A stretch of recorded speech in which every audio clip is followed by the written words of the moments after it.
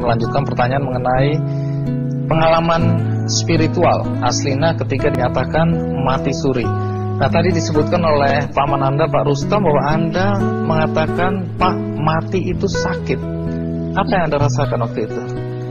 Rasa dada sesak, itu sakitnya tuh seperti ditusuk pedang, terus seperti kulit binatang dikuliti hidup-hidup. Sakit sekali waktu itu rasanya? Sakit sekali. Terus di dada saya terasa sesak. Setelah itu paman saya mengajar saya mengucap kalimat thayyibah, terus mengucap dua kalimat syahadat, asyhadu an la ilaha illallah wa asyhadu anna muhammadar rasulullah. Apa betul waktu roh Anda itu dicabut dari kaki itu, ya, Anda bisa melihat jasad Anda? Sempat saya melihat jasad saya pada waktu itu, tapi sebentar. Setelah itu saya dibawa pergi oleh dua orang malaikat ini. Dan pada waktu itu saya ingin ketemu sama ayah saya. Kebetulan ayah saya sudah meninggal. Dan suatu ayah saya meninggal, dia berusia 55 tahun. Setelah saya ketemu di sana, dia tuh berusia muda. Kok muda? Berusia 17 sampai 20 saya perkira. Anda sempat ngobrol dengan ayah? Sempat. Apa yang Anda sampaikan? Waktu itu ayah nangis. Ayah saya bilang, kenapa kamu kesini nak? Pulanglah. Di rumah tidak ada orang.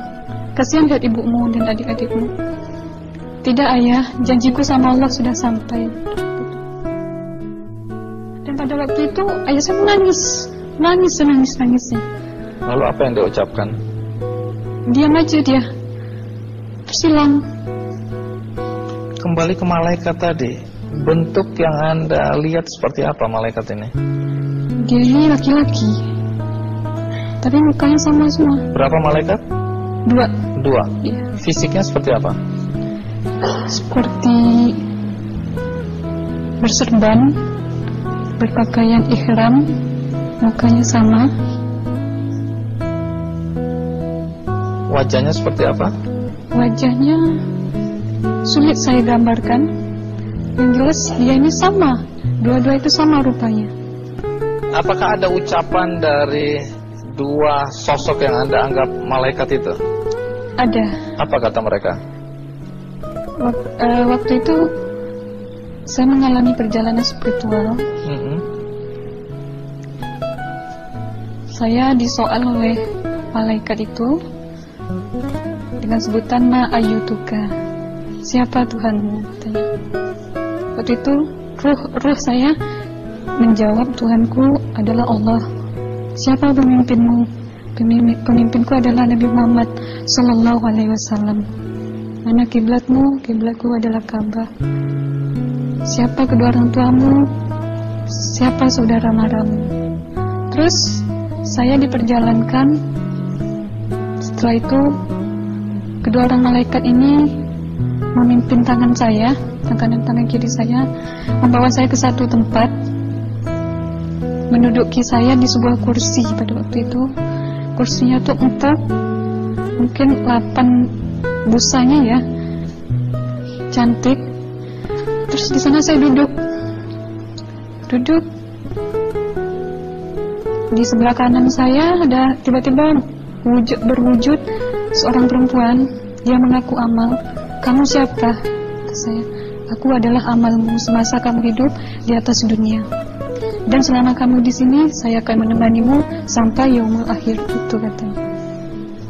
Dan pada waktu itu saya melihat perempuan-perempuan solehah berpakaian muslimah, berkerudung, mencium pipi kanan, pipi kiri.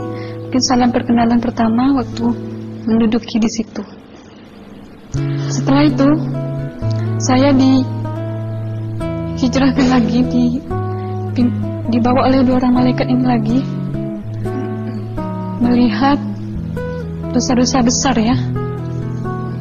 Di sana saya diperlihatkan ada seorang laki-laki memikul besi di bahunya. Saya perkirakan besi itu mungkin beratnya tuh berton kali ya. Berat sekali ya. Berat sekali. Terus dia berjalan nggak sampai-sampai ke tujuannya, berlumuran darah nanah, baunya na'udzubillah min dzalik. Bajunya tuh sobek-sobek. Waktu itu di roh saya disaksikan oleh Amal. Saya tanya kepada Amal, roh tanya sama Amal, wahai Amalku, dosa apakah yang manusia ini lakukan sewaktu ia hidup di atas dunia? Amal menjawab pada waktu itu, sewaktu manusia ini di atas dunia, dia ini adalah menyantet orang, meneluh orang, sehingga dia berjalan nggak sampai yaumul akhir katanya. Yang kedua, saya melihat ada seorang laki-laki saling bunuh membunuh. Sebentar kayak gitu lagi.